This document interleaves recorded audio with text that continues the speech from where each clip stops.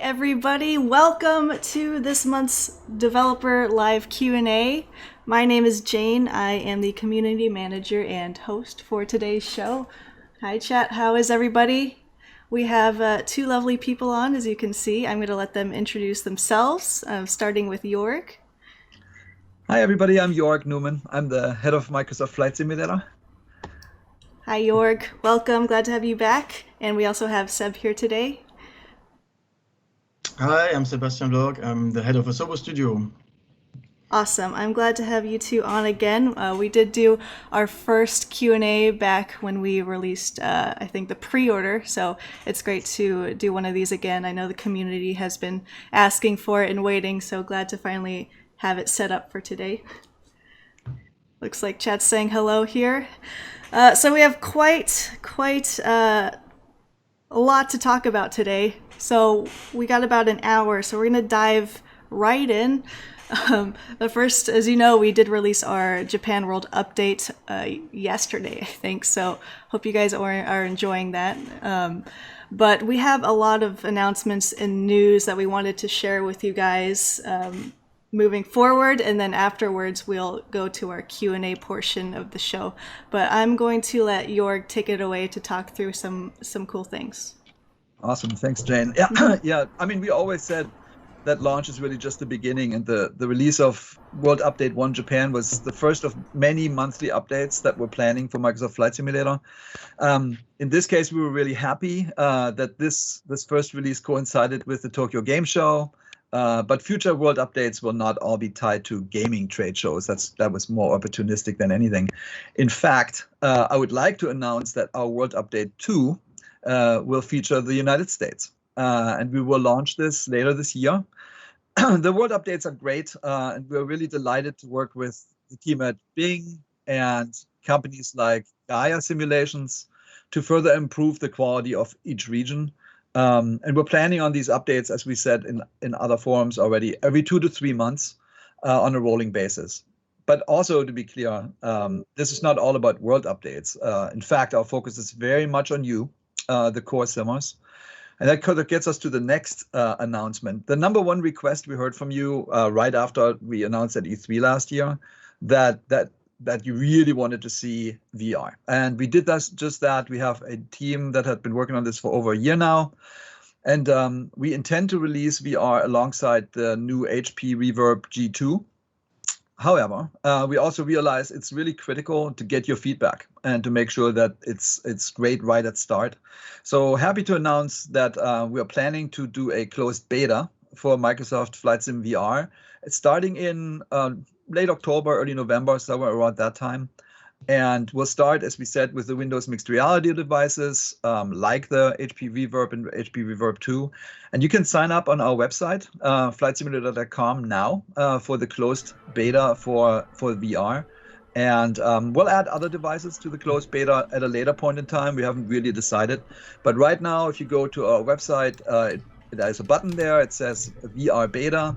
And I think I've said that before in some interviews, that the VR experience on Flight Sim, to me, is the single most immersive experience I've ever had in making these types of products. And I'm so happy that we can now share this with you. So please sign up for the beta, and we're really looking forward to getting your feedback. And then the third topic is what we call sim updates. From the get-go, we said we're making a sim for simmers. And we are super thankful for all the feedback we received during the alpha and during the beta, and also since launch. As you might know, we already shipped 3 updates to improve performance, address install issues, and those types of things. We rushed a little bit, so there were some regressions, and we're fixing that process right now.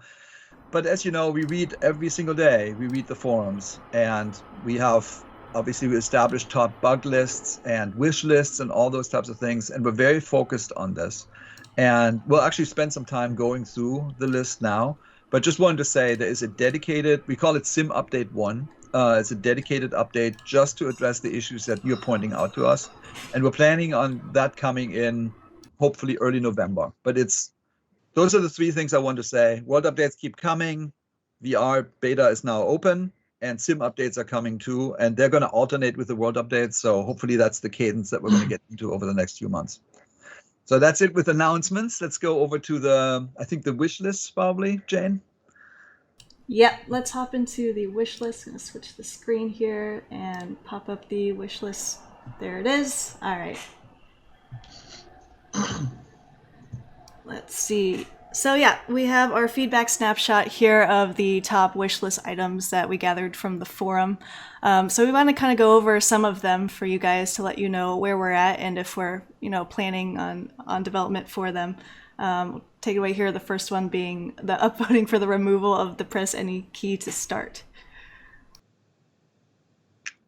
Seb, you want to talk about this? Press start button. Press start.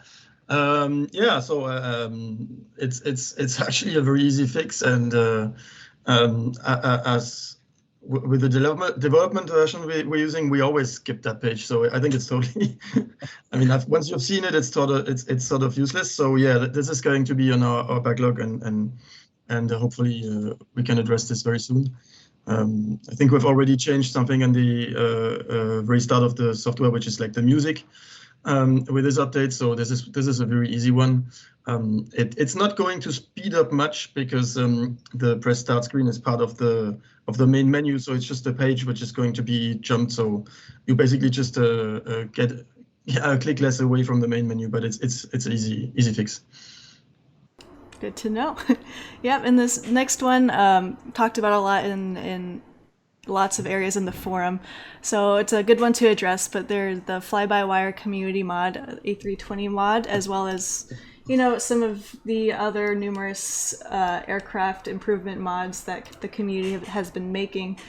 People kind of want to know if there's currently plans to support these developers, whether officially or recognizing them, or how we are planning on working with them in the future. I mean, it's a multi-tiered question, actually. So first off, we love what's going on. Yeah, it's amazing to see the energy and the know-how that gets pushed into those planes. It's great. There's a related topic, actually, which is we call freeware, that whether or not there's going to be a section like that in our in-game store. So right now, as you know, we actually have contracts with all the manufacturers, which is a great thing for us. Like with Airbus, for example, we have an awesome relationship. They help us out with information all the time. But so in this particular case, we just need to ask them, and we have asked them. We just haven't gotten an answer back yet. But do we want to support it? For sure. To what degree we can, for example, publish this somehow in our store, that's less clear. We just need to basically go walk the walk and ask the right people the right questions. But we think it's awesome, and we'll figure out a way. Because if the plane, and we believe the plane is an improvement, a significant improvement, then we should find a way to make it available widely. Awesome. Yep, agreed on that. And the third point here is regarding the scenery gateway system, and if you have any plans on community content certification to create and improve the simulator. Yeah, I mean, I had a great time watching. I mean, it's interesting where some of those objects come from.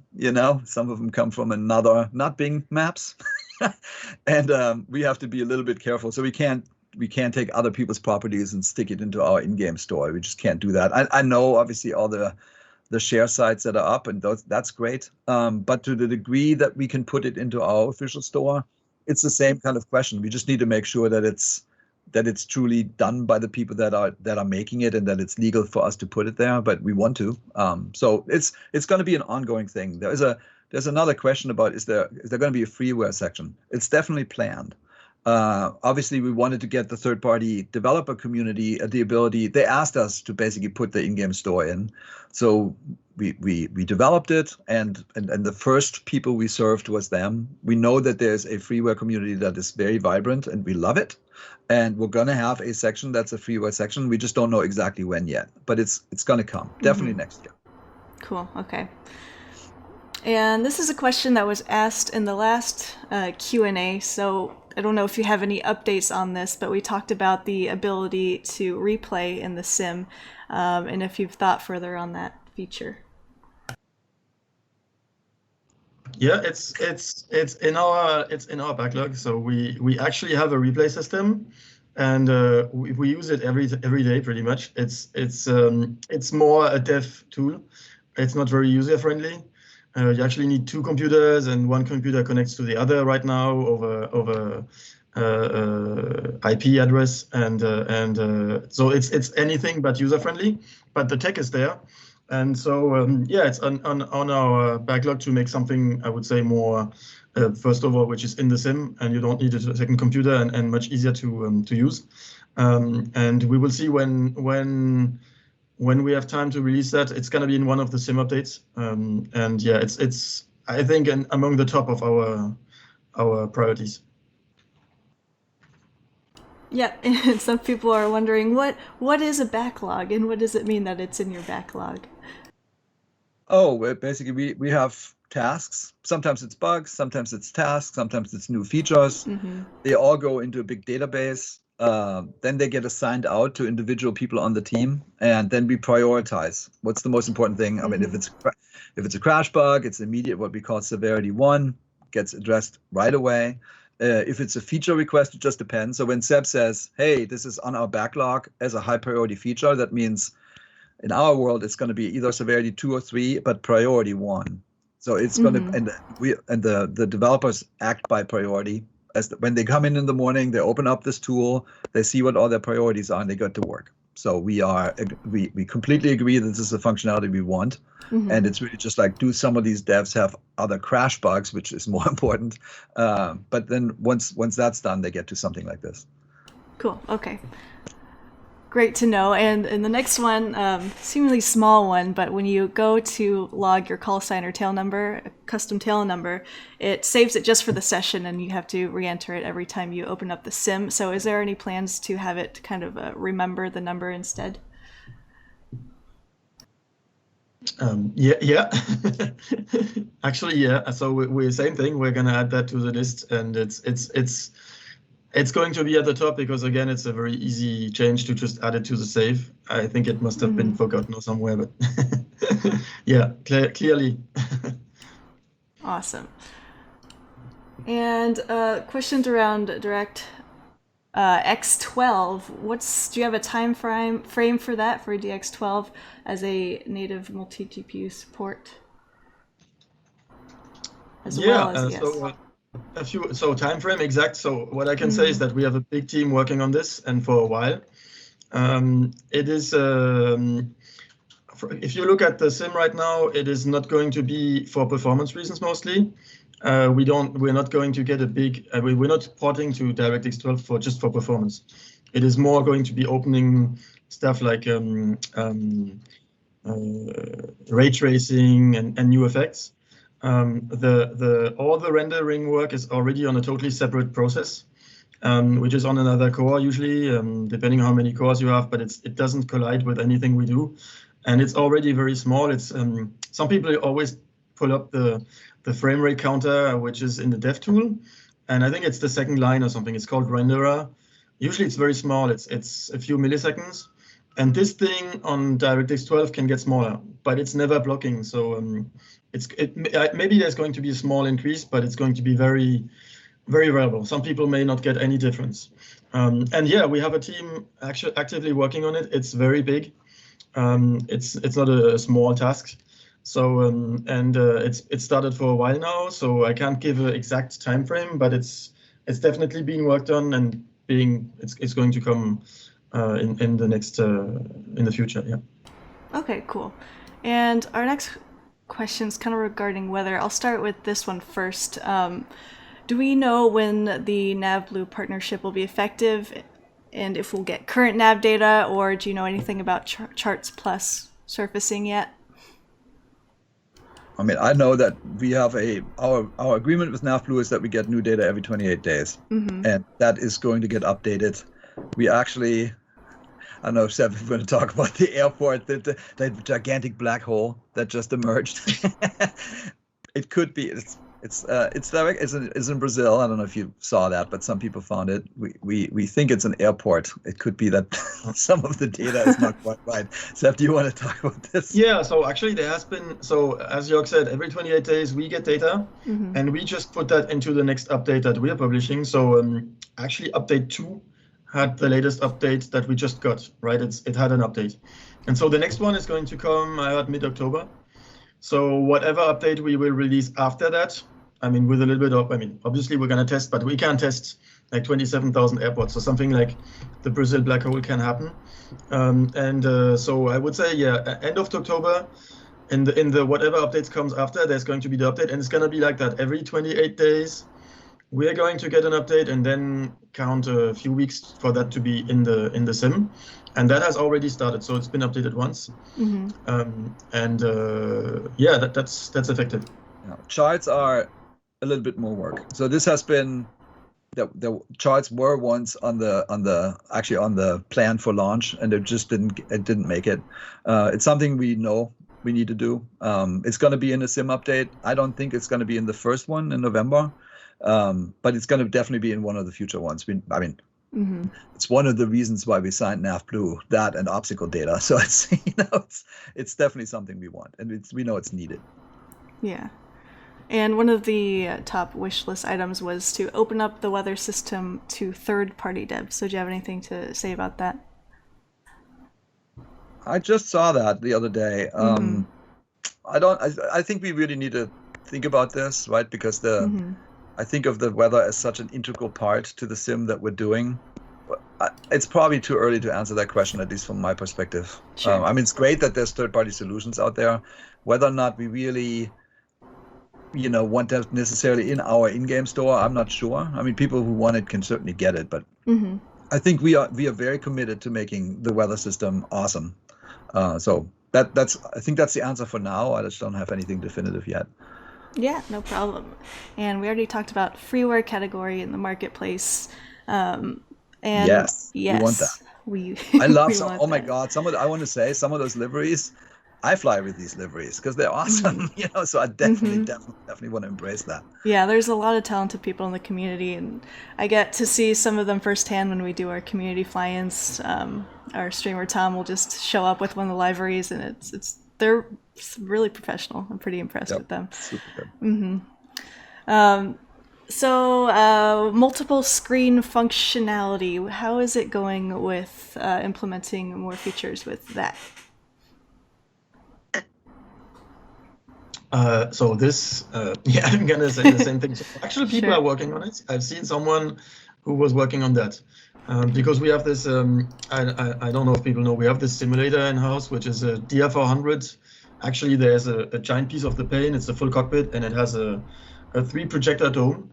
And someone was working on actually aligning, and you can't just stretch an image. You need to re-render.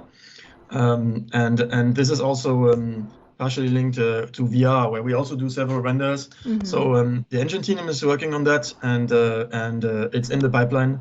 And yeah, when it's ready, we're going to be able to release that. I don't know how many months, but it's someone who's working on it already. Fantastic. And this is both here in the wish list, and one of the top Q&A questions was, how is it going with implementing metric units, kilos versus pounds? We talked about it kind of in the last Q&A, which we heard it was in your backlog, and just want to see if it's still there, if coming out anytime soon. Yeah, it's still there. This we haven't started yet, and I think it's going to be unit per unit. So I think it's going to be mostly weight and maybe fuel, where some people have gallons and stuff like that. But yeah, we haven't started on that one yet. But it's a small update at the same time. So I think it's going to come with there's an update which is planned on these pages where you can tweak all the settings, like weight and all that stuff. So I think it's going to come at the same time. Yeah. Awesome.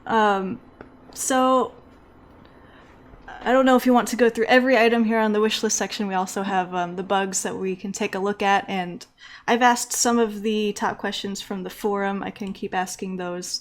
So I'm thinking we can switch over to kind of talk through the last patch and some of the bugs that you're currently working on and the status of them. Hold on, I'm going to switch this over here. All right, so we have the feedback snapshot up here now with the top bugs. And I didn't know if you wanted to talk about any of these. We kind of put, where they're at in its status. So do you have anything to say about any of those? I mean, I would just say, hopefully this works. I mean, I would love to get some feedback actually from the community. We are trying, as I said, we're trying to capture everything. So we're putting up the feedback snapshot. I think for the next few months at least, we're going to do it weekly, and we're going to write the update of where everything is at. For the purposes of this stream, maybe, I mean, I would love it to be as interactive as you can make it, Jayne. So, Yep. we don't need to just regurgitate what we've already written last week, Sure, I got plenty of questions for you. Yay. And some of them do have to do with some of these top bugs anyway. So I've already asked the top 3 questions. So the 4th one here is, what is your plan to update all the airports so that they have accurate taxiway names and signage? And what are your plans to continuously update airports every few months to years? And they say, note for clarity, we don't mean the world updates. This is meant to be larger scale, if you have anything planned for that. Yeah, I mean, I think that's it might be a little bit of a misunderstanding. Inside the world update, it also came an update. And in that update, I think we addressed 700 plus airport issues from all over the world. And we have a dedicated team on airports. We actually, I don't know how well known this is, but we actually have a dedicated team from Orbex also helping us with this. So there's people that are constantly looking at airport bugs or like feedback that we get. And we'll make sure that this is a continued stream of things. So if you point out something that's wrong, trust me. I mean, I think you know this. Like when you write something in the forum, we have a bunch of people looking at the forums. Those forum comments get translated into our bug database, and then we'll just fix them. And so it's super important because as Lionel said in the very first video, the world is big. It is so big. There's 40,000 airports almost, right? So we can't really go everywhere ourselves. So we rely on people's feedback, right? And I mean, for example, the Brazilian airport, I've been flying around Brazil. I've never seen that airport. So please give us feedback, and we'll make sure that everything gets addressed. Yeah, and in the forums and the Zendesk bug reports, super helpful for all of us. Yeah. Are there any plans to improve ATC? Seb, do you want to go? So there's many. So ATC is actually so there is an ATC, but it has issues. So we have a lot of ATC bugs, and there's improvements regularly. I think we're also looking into an update of the neural TTS, but yeah, it's going to be in the details. So I've seen bugs about ATC sending you into mountains or like incorrect altitudes. There's all sorts of stuff. Sometimes it may also be data issues. Just like the airport, which is in the ground, it can happen that sometimes there's issues in the data we get about an airport, like approach can be misaligned or stuff like that. And yeah, it's a ton of small issues that we're looking at, and every update has a few fixes of these. There's a dedicated team who's working on this, and they move forward as fast as they can. They just do ATC, so whenever they get bugs, they work on them in order, or improvements also. But once the bugs are done, they're gonna work on improvements. Yeah. So it's just I think Seb mentioned it. So there's functionality of ATC, and then there's also the sort of the audible appearance of ATC.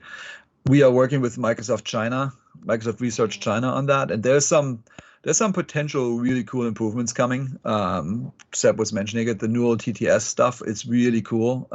It'll sound more natural. So I think it's both. But we're going to try to improve the sim on every single axis we can find, right? So bugs clearly need to be fixed. And then there's also technological things that are going on in the world that I think will benefit the experience all up. And ATC is one of them, actually. Yeah, that's good to know.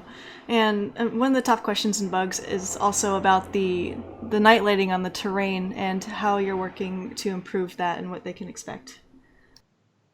Yeah, so we have looked into this, and yeah, there is room for improvement. So I think basically what the issue is that we have two night lightings.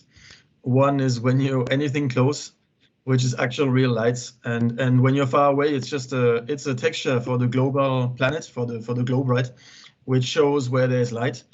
And so there's issues with the texture. Some areas it's in the middle of the desert and there's nothing, and all of a sudden I don't know why the data we have has light. And so that I think we're going to work on updating this night lighting map and also increase the definition.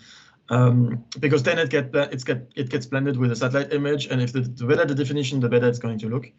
And then from close-up, we have these millions of little lights which are generated along streets and parkings and stadiums and whatever. So we looked into this. We already have a way to push basically the distance further from when it transitions from the close lighting to the far lighting. So I think previously it was at 10,000 meters, which means that if you're an airliner, you're exactly looking at the not so good looking version, which is really meant to be seen from far, far, far away. I think we'll be able to push that more to 20 to 30,000 meters, which means that you're going to get more individual lights and a lot less of this texture trick, unless you fly at 30,000 meters, which it's not going to happen with the planes in the sim right now. And the improvement of the resolution of the night lighting texture from far away is going to do the other side of the trick. We need to transition because if you go back to the world map in the menu, that's the night texture pretty much you see. So it goes all the way out to the entire globe. So there has to be a transition. And I think the street system is there for up to a distance to 30 to 40 kilometers. So we're going to use that, and it's going to be improved. And so now that we've looked into it, it's not a big change. And at least the night lighting distance should be in one of the upcoming updates. The texture update, we need to find better data. So we're actually looking into this now. The Seb identified the texture just to me the other day, and so we're working with, frankly, the best data providers in the world, like the Maxars, the Ordnance Surveys, Excel, all the time. So we are currently looking for exactly what is best for the sim, for the night lighting texture, and that will do part of the trick, and then hopefully this will all get resolved pretty soon. Yeah, I think that's all really helpful information for the community, especially to learn how it kind of works with the night lighting zooming out. So thank you for that answer. Is there any work done on cloud visibility and how it's depicted? Yeah. Just this morning, I flew outside. It was funny. This morning we had some fog, and so it was blue sky, and there was a fog layer which was a little higher than the church here. I would say 300 feet, maybe 400 feet high. And I flew out of Arcachon in the sim, and it was exactly the same layer. But that's just fog. That's not basically the visibility. So here in our area, we don't have a lot of pollution or humidity, and so you pretty often see more than 10 kilometers. And so we have this setting which is called aerosol, which basically makes the air less transparent. But I think currently it's maxed at 20. And if you push it further, 20 is I think 20 is still above 5 to 10 kilometers of view distance. And so the only way you have right now, if you want to not see far away, is either you're in rain or you're in fog or in clouds. But you can't have this this thing where it's like, I don't know, in Florida in the summer, the air is super humid and you can't see far. So currently we're thinking of pushing this slider further away. Basically, it still works. We tried up to 60s, 40 to 60. So I think view distance goes down to maybe 2 or 3 kilometers. And if you go further, it starts to look a little bit strange. And so we need to update the lighting formula. It's something which is a little bit longer. So I think first it's going to come in 2 times. We're going to do a first update where the slider goes higher up and without creating any bugs. Expect maybe 2 to 3 kilometers for sometimes something like this. And I mean, VFR, I wouldn't go flying anyway below that. I think you're still allowed, but it starts to be really, really foggy. And the other change is then once we have the new lighting formula, which sort of needs to blend to the cloud system, then we can go a lot further. And in the sim also we have a setting to set because it sort of, anything like that always goes away. I mean, when you fly, usually above that stuff. And currently we have hard-coded how high that range is. And that's also something which can easily become a slider. So I think you're going to see an update of the weather menu, one which allows to push the aerosols further, and the other which allows to sort of say, okay, but how high are these actually going? And this is gonna already help a lot. But if you want to have what you get a lot is fog, that's just a layer of clouds on the ground. But that's a different thing. That's all of a sudden super thick, and you see whatever 50 meters or so. Yeah, the in between 50 meters clouds and the 2,000 meters, that's gonna come with a later update. And so 2 times, yeah, in 2 steps. But I think the first one is gonna do most of what people need to fly. But I mean, because if you have a, I don't know, 600 meter visibility, you don't go fly VFR anyway. And with the IFR, you're very fast above that layer anyway. So. Awesome, fantastic answer. Thank you. And this is the #1 bug, and also high on our Q&A list here. We have the Garmin improvement plans and what you guys are working on as far as the G1000 and any of the Garmin products. Yeah, I mean, I think we actually talked about it quite a bit lately. I think we had this just a general philosophy that we didn't want to interfere too much with third-party developers. So we stayed away from, I think I said that last time, we stayed away from making like a study-level airliner for that purpose, right? Because the moment we make a study-level airliner, we're taking somebody's business away. And on the Garmin, I think we were in a similar space. Do we really want to go all the way? I think me personally, based on the community feedback, I'm changing my mind. I think we need to make that as good as we can make it. Like maybe not every single page ever, because there's a ton, but we can take it certainly further. I don't know, Seb, if you have anything to add. Yeah, so if you look at the latest update, there's been a lot of updates on the G1000. So currently we're focusing more on bug fixes. I mean, basically the less bugs we're going to see, the more we're going to transition to adding features over time. There's a team who they just do cockpits, so whatever they and some part of that team is specialized on smaller airplanes, and so it's going to come with the updates of the autopilot too. But yeah, we're gonna push this as soon as bug count is down. I mean, some of these things are really in between bugs and features, so it's going to jump over. But yeah, it's not gonna be every page, but I would say everything you need to fly IFR and VFR, that's our sort of bar. It's our limit. So it's now both. For me, it's both, right? Both the community and also the creator community want this. Like we talked to Fernando at Coronado quite a bit, and he was asking me too, like, hey, how far are you going to take the Garmin? Because he really just would like to use it, right? They have lots of planes. It's really cool. And do we really want them to spend all their time working on their own Garmin? It doesn't make any sense. So I think we're just going to invest the time and do it.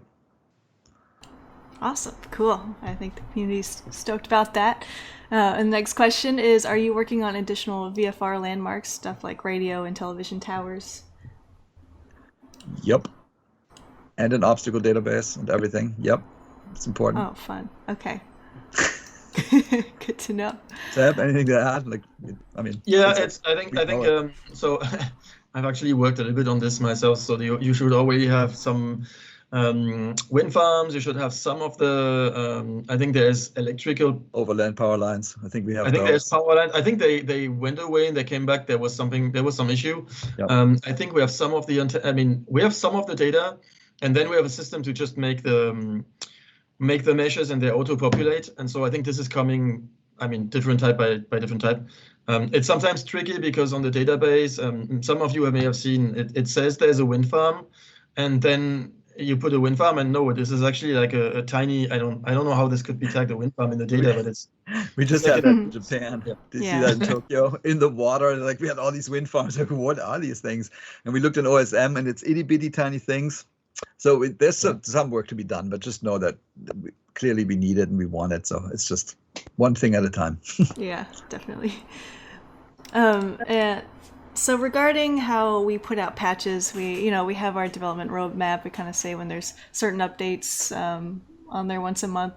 The community is curious, is it possible if you guys release small critical updates such as hot fixes for bugs, that if there's something groundbreaking, if there will ever be those types of hot fixes, or if you're sticking to kind of this monthly cadence?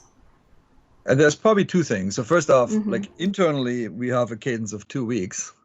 And frankly, we overdid it just a tiny bit in retrospect, right? We did like 2 weeks after launch, we did an update, and 2 weeks after that, we did another update. Both of those actually had major improvements. Like like so many things were improved. Like performance was much better. Some of the install issues went away.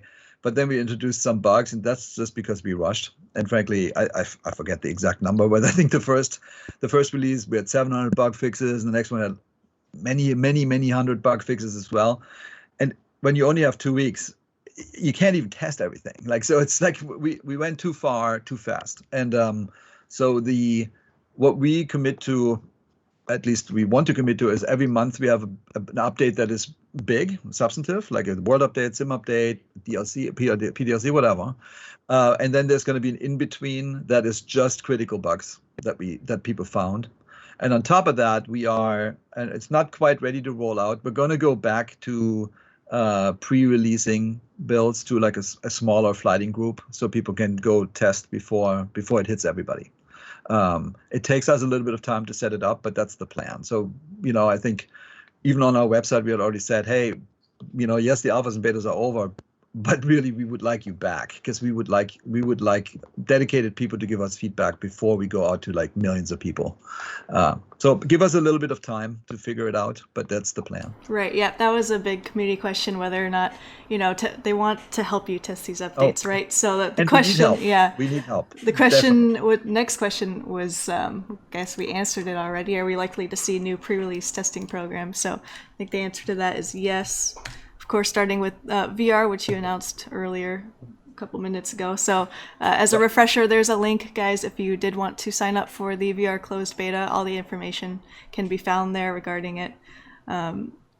So thank you so much for helping us test. We think it's really vital for the community, and especially on specs. This product, I mean, honestly, like every time I talk about it internally, externally, it cannot be done by a single studio with 200 people. It's impossible. Like, there's too much domain knowledge. Like, while a bunch of people at Asobo learned how to become pilots, they can't just suddenly know how 50 planes in the world work. We have 30 already. We're going to make more. Like, we need help. The world is so big. We need feedback on people who actually know that section of the world, or who want to immerse themselves. Like, it's just that type of thing. Like, when we say we're on this journey together, we actually mean that together in part. We'll be here. We are all talking about the next 10 years, but I hope everybody's on board with us, because we will need your help. Yeah, I think that's. I want to add to this. This is very important. We actually have a pretty huge test team, and they have a very big. I mean, they're working like crazy, and but I would say the number of possibilities. So Jorg talked about the planes, talked about the airports, but even the weather. So we've had bugs like where someone was seeing a autopilot oscillate, and test team couldn't reproduce this, and it only happened in certain weather conditions on certain planes. And so there's so many test cases, and even though they're huge, there's many pilots in there, and there's even CFIs. They've experience with aerobatics. Some have done some military flying formation. So they know many planes very well, but there's just so many planes and so many flights you need to do. I mean, just to test a A320, you want to do a ton of flights and different approaches and stuff. It takes forever. And so, yeah, I think having a group of people who get the build first, I think they're going to catch stuff that our team has not seen, or even that just in the same flight, we didn't just have it. And someone else is going to say, hey, I have that I have that issue. And so because once we see something, it's pretty, I mean, usually it's fixed in a day. But it's just that when we see it too late and it's out there, then basically it takes a few more days to fix, and then it's just in the next build. Yeah, I mean, testing is a huge deal, right? We have obviously manual testing. I think we have probably a test team of 40 people or something. I don't know exactly how big, but it's pretty big. Then over time, we'll add more and more AI-based testing, because that's really a thing that's becoming more and more meaningful in the industry all up. Mm-hmm. But you need to have domain knowledge. That you can't replace that. Like the knowledge that somebody has about how a certain plane feels, or how a certain instrument actually is supposed to work. You can't program that. It's not possible. Yeah. At least not in the near frame. So yeah, it's a very synergistic thing that we hopefully have.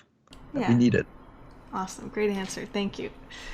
Our next question is, currently the performance is limited by main thread, where one core performs at 100% and the others just sit idle. When will CPU usage be optimized to use more than one core? Yeah, that's for me. So it is actually already losing a lot more. So if you only had a single core PC, it would be extremely slow. So we already heavily multi-threaded. So the system is basically like that, right? The main thread is sort of this critical loop, which updates and it sends work to other threads. So it sends, for example, it sends the work to render the scene to another thread, which is the render thread. But in order to do that, it needs to know where everything is. So the camera, everything, and also then there's the world streaming and also construction and like putting trees. And so a lot of that stuff is actually called jobs. So the main thread is going to send thousands of jobs, and other threads are going to do it. So the last performance update, what happened basically, there was one thread which was actually doing work for, it was the thread which streams data while you fly, and it was in a dead loop, so it actually ate one core full time. So we sort of fixed that. So that's one.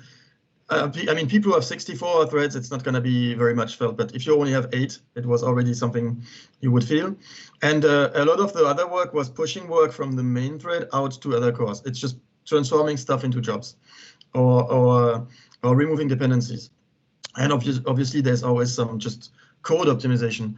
And if you look at, when we look at the main thread, there's big chunks of work that we can move to other threads further. And so the main thread can go really, really small. And in the end, our goal obviously is that you're going to be only GPU limited, except if you are maybe at a very small resolution. But that was the last update. We already did that. We moved work to other cores, and that's why if you look, there's one core which is usually full, and the others have like 20%, 10%, depends on how much you move, how fast you go, how much work there is to do. And basically we reduce the work on the main thread by moving it out. So every time there's going to be a perf update, it's going to be pretty much that. Sometimes there's optimizations in the code, but it's already fairly optimized. So yeah, we already multi-threaded. It's just moving stuff out, and it needs to be done carefully because, right, if stuff gets out of sync, then the sim crashes. So it's not good. Yeah, I like, while we don't have anything new to say really about Xbox, a lot of people ask about Xbox. Maybe not this exact audience, but a lot of people are asking for Xbox. Seb, I think you should maybe share just a little bit of all the optimization work that's really happening, because I think it's all relevant. The good news is when we work on Xbox, it actually helps the PC. That's the fundamental truth. Yeah. So a lot of the work is actually happening on PC because, I mean, the Xbox is in terms of capabilities and even the system, it's very close to a PC. It's just about making sure we don't do redundant work. And the problem with the PC is it's got so many. It's almost infinite RAM. It's almost infinite cores. It's easy to do useless work on PC and to not even notice. And so it's all that sort of optimization that we do, but we do it on a lot of it is done on PC first. Because it's basically the same stuff, right? If we optimize PC, everything is going to go faster. So on the last updates, there was also been a lot of memory optimization, and there's more memory optimizations which is going to come. So that basically means that the sim is smaller in memory, which also means that it runs faster because the CPU is less cache miss, and it's got if you have small memory on your machine, it's less swapping around the drive. And loading gets faster. Everything is so there's gigabytes and gigabytes of memory optimizations that are coming and in the pipeline right now, which are really going to benefit the PC first. But in the end, it's also what is going to allow the sim to fit on the console perfectly, because console is hard memory limit. Yeah, really interesting. Thank you, both of you, for that answer. And we have a few more questions here. When are you working to improve DM/mesh, and how is that work going? Yeah, so I work like this mostly on the Microsoft side, and so the DEM, we are really walking around the earth right now, and we're talking to all the best DEM data providers. A lot of it is actually governments, believe it or not, because they have their countries scanned for all kinds of purposes. And that's what we did with Japan. Like we went from, I think, 30 meter Japan to most of the country at 5 meter, which is huge. and some, I don't want to say yet just how good the US data will be, but it's crazy good. And so the DEM is something we are very focused on, because it obviously matters specifically when there's a lot of verticality, like we just talked about the Alps this morning, as a matter of fact, because the Alps are, Seb and I go skiing there sometimes, but we want them to actually look the part. So there's work to be done, but that's going to continue. The exciting thing is when you get a little bit more sort of into the latest improvements in satellite technology. For example, there's a data provider called Planet. They just lowered all their satellites down to a lower altitude to get better DEM. So if you spend a little bit of time just poking around websites and things, you see what's currently out there. Like on the flight sim side, we're just trying to find the best data possible that's available in the world, and we put it into flight sim. And the apertures get better, and this entire ecosystem is getting better, which is why for me the true exciting thing, aside from having a great sim, is the world is dynamic, the technology is getting better, and all of us will benefit from that for many, many, many years, and the DEM is one of those. Great, yeah, that's great news. And also people are talking about the announcement earlier of the US getting updated next for the world updates. That's very exciting. Yes. Yes. All right, next question I have here, there's a few we've already answered. So is there any time frame for the SDK to allow for particle effects development, contrails, wind condensation, etc.? Time frame, so usually SDK updates come a little bit before sim updates. So I know about it a little bit if you don't. So there is a tool that is being written. We actually updated the SDK update a few times in the last few weeks. The tool is in development. Contrails was one of the community requests. So this is also what we call on the backlog. But basically what happens is we read what you guys want, and we're like, oh yeah, we need to do that. And then off people go. Sometimes it takes just a few weeks, sometimes it takes a few months, but just know that we're working on it.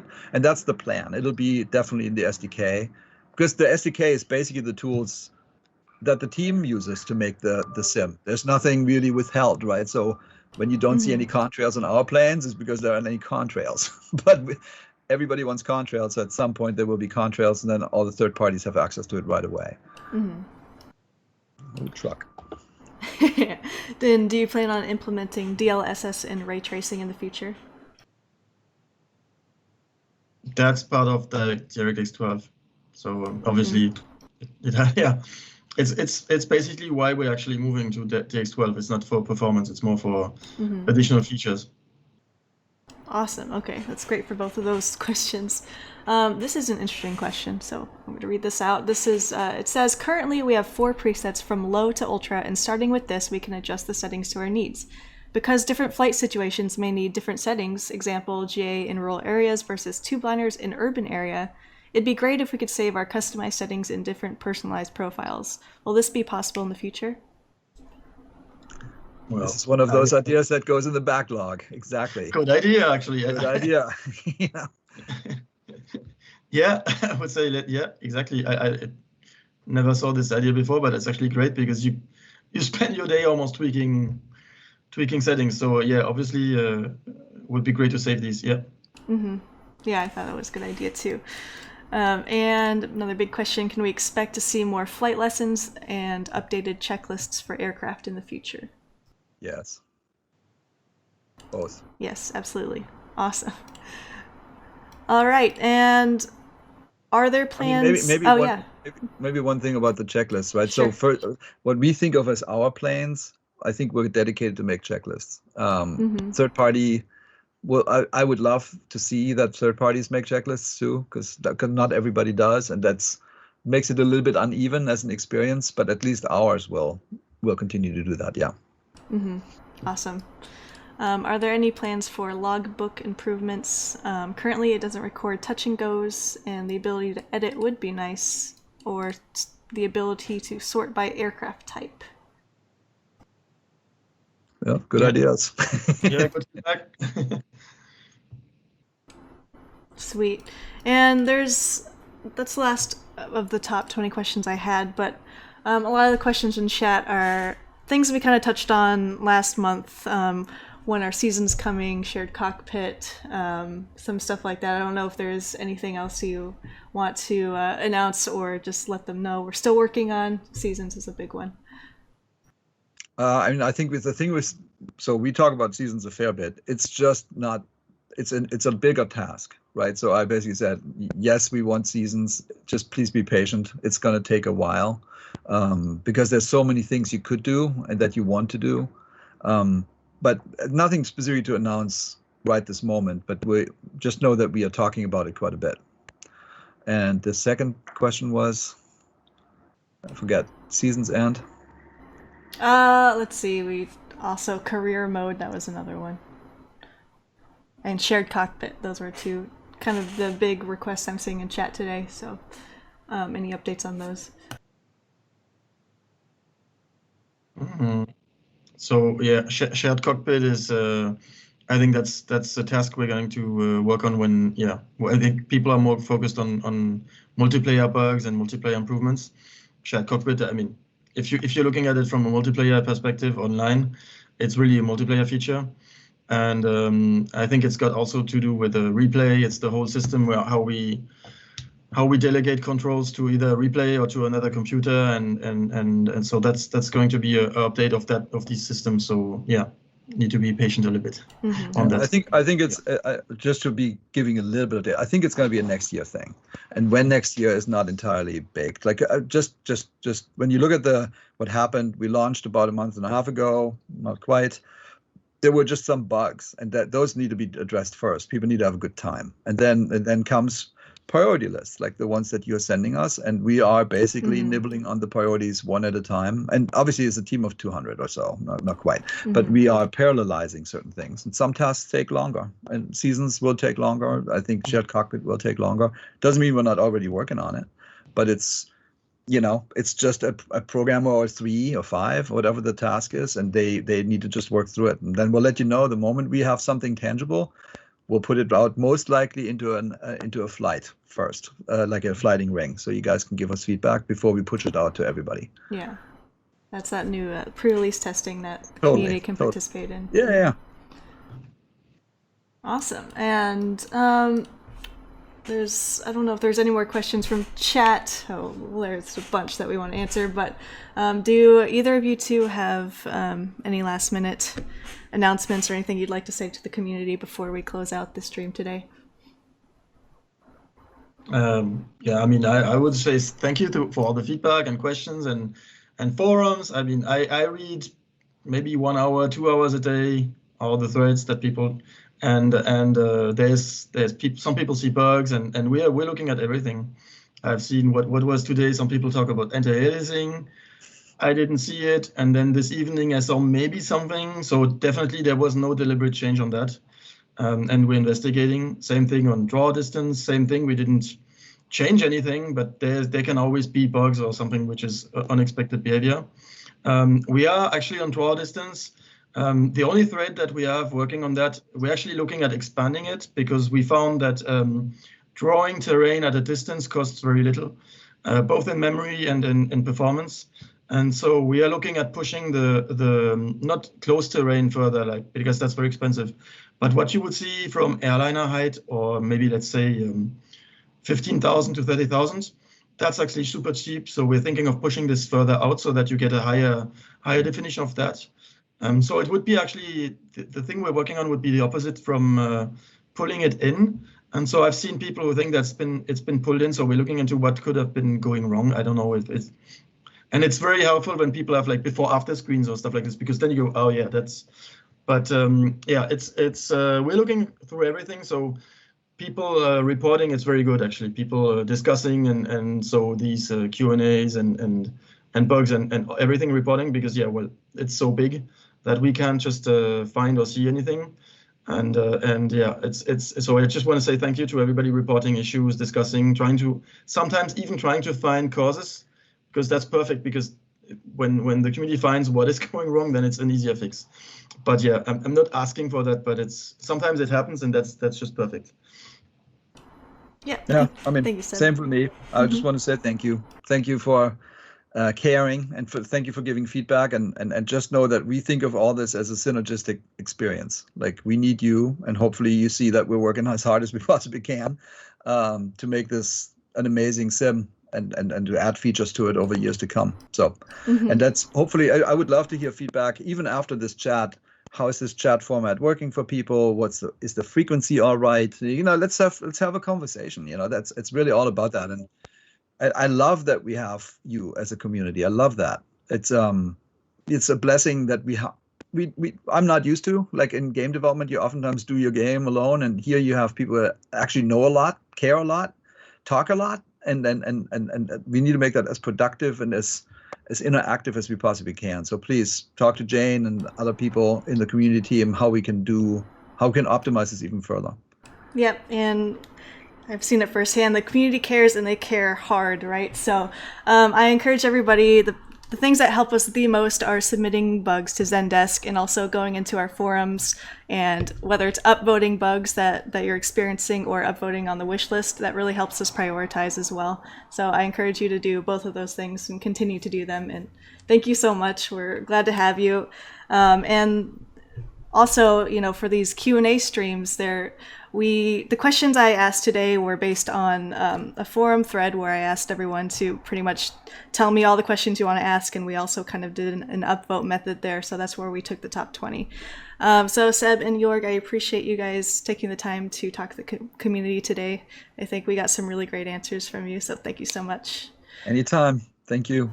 Yeah. Thank you. Community, I'll see you later. Our next stream is tomorrow. I'm going to have Shinji on. He is the world's first one-eyed Japanese certified pilot. He's going to be playing in the sim for the first time, so I'm really excited for him to experience that. But other than that, we'll see you on our next developer Q&A, and I'll see you around in the forums. All right, bye guys. Bye everybody.